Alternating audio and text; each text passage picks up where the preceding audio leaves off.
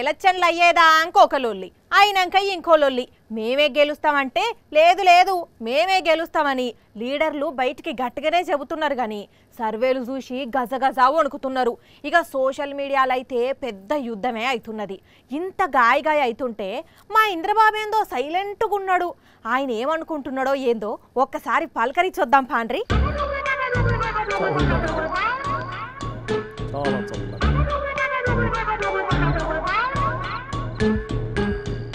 ఆగో ఈయనెవరో అచ్చం ఇంద్రబాబు లెక్కనే ఉన్నాడు కదా.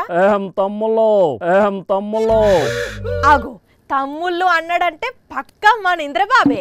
సార్ ఏంది మొత్తం గెటప్ మార్చేసిండ్లు, ఏంది సంగతి, ఎక్కడికి పోయిండ్లు? నిన్ననే అమెరికాకు వచ్చాను. ఏ అమెరికాను కూడా నేనే. అమెరికాను కూడా మీరే కనిపెట్టిండ్లా ఏంది? నేను కనిపెట్టక ముందే ఇంకెవరో కనిపెట్టేస్తా. అమెరికా పోయిండ్లా? అరే వా, అందుకేనా కోటు తొడిగిండ్లు, మెడకి మఫ్లర్ చుట్టిండ్లు, ఫుల్ ఎంజాయా? ఎంజాయ్ లేదు, ఎర్రి బుక్కు లేదు. ఆ మాటకు వస్తే అసలు మనశ్శాంతి కూడా ఉండట్లేదు.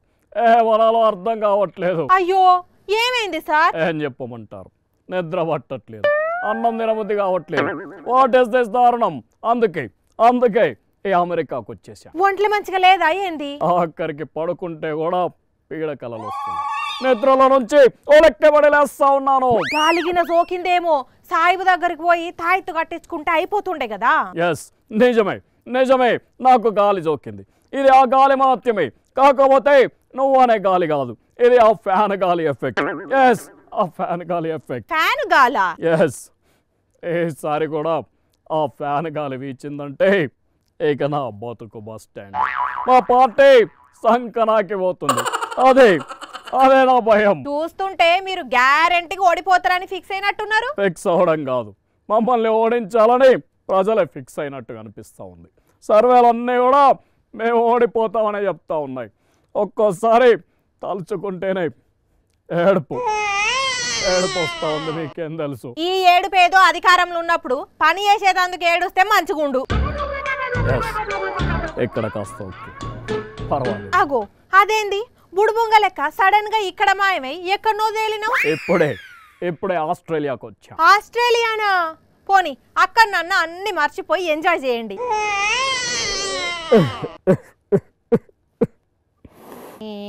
ఆస్ట్రేలియాలో కూడా ఏడిపోయినా నీ ఓడిపోతారనే విషయం తలుచుకుంటేనే ఏడిపోతుంది.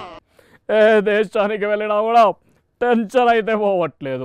ఊకో అట్లా ఏడుస్తే ఏమొస్తుంది? ధైర్యంగా ఉండాలి. అది కాదండి, బాధగా ఉండదానండి. ఎన్ని ఎత్తులు వేశాను, ఎన్ని పొత్తులు పెట్టుకున్నాను, ఎంతమందిని సెటప్ చేశాను, ఎన్ని కోట్లు ఖర్చు పెట్టాను. అయినా ఓటర్లు మాకు ఓట్లు వేయకపోతే ఏమనాలో కూడా అర్థం కావట్లేదు. మీరు ఏమన్నా ఎవ్వరు నమ్మేటట్లు లేరు. ఆల్రెడీ మీ బిచ్చన్న చెప్పిండు కదా, పార్టీ లేదు బొక్క లేదు అని.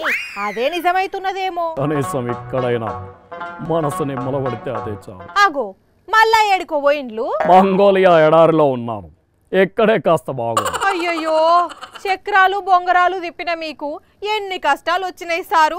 సరే గాని మళ్ళెప్పుడు వస్తారు మన దగ్గరికి? మళ్ళీనా? లేదు, నేను రాను.